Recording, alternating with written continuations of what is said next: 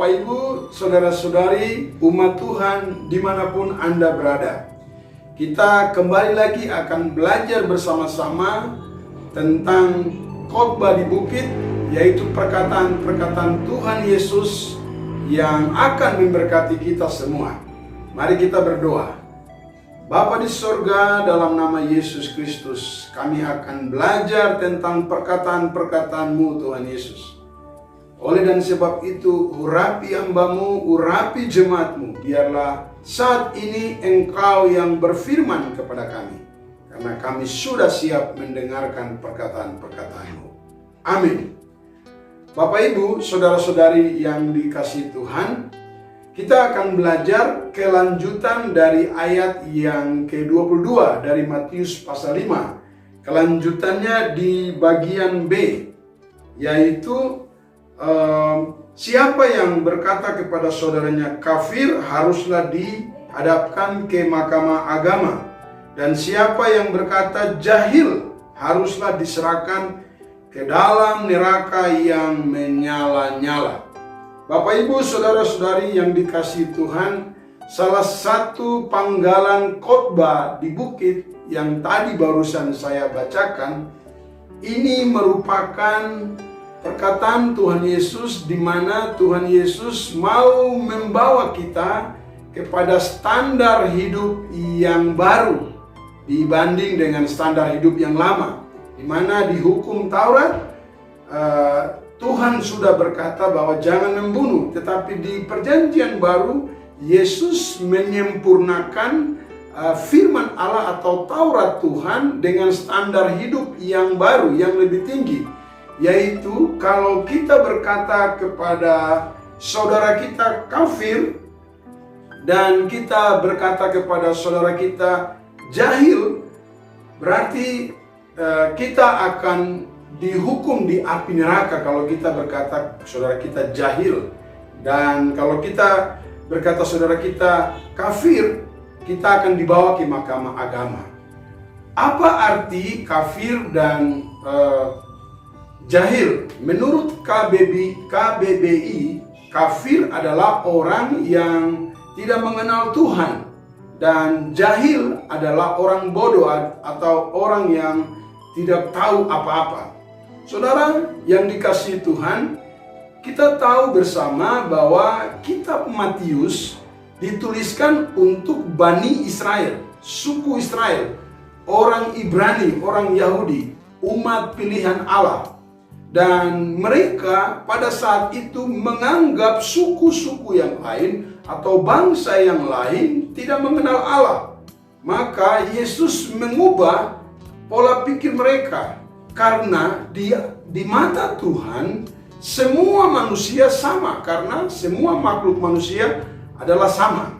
Yesus membaharui perjanjian, maka Yesus memberikan standar hidup yang lebih baru dan lebih baik dan lebih tinggi, yaitu tidak boleh mengatakan saudara kita tidak mengenal Tuhan atau kafir.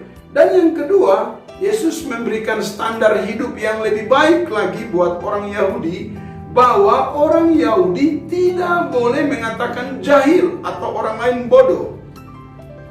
Karena di mata Tuhan kita semua sama. Oleh dan sebab itu Yesus memberikan standar hidup ini untuk orang Yahudi.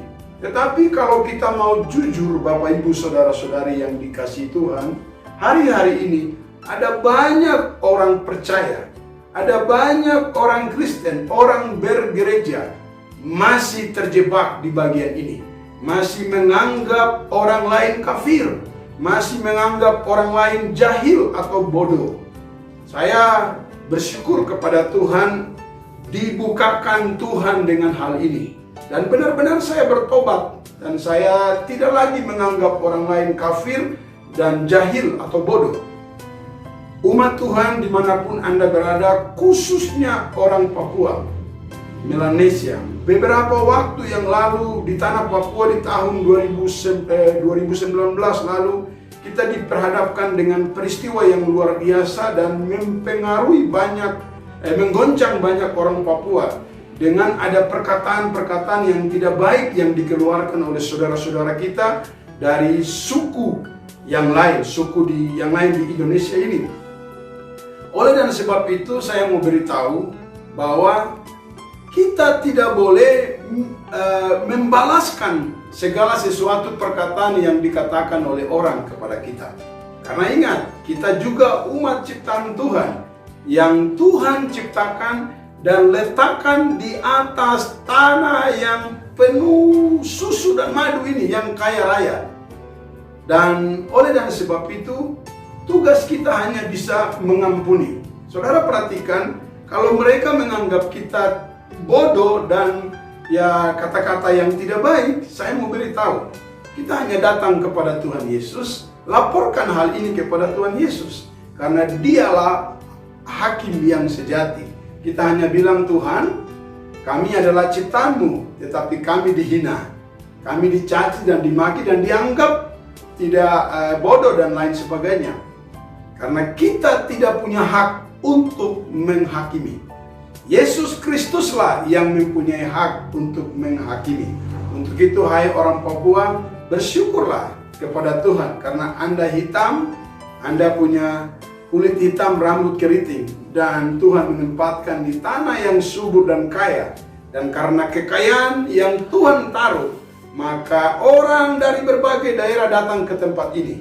Tugas kita adalah hidup menuruti perkataan Tuhan Yesus.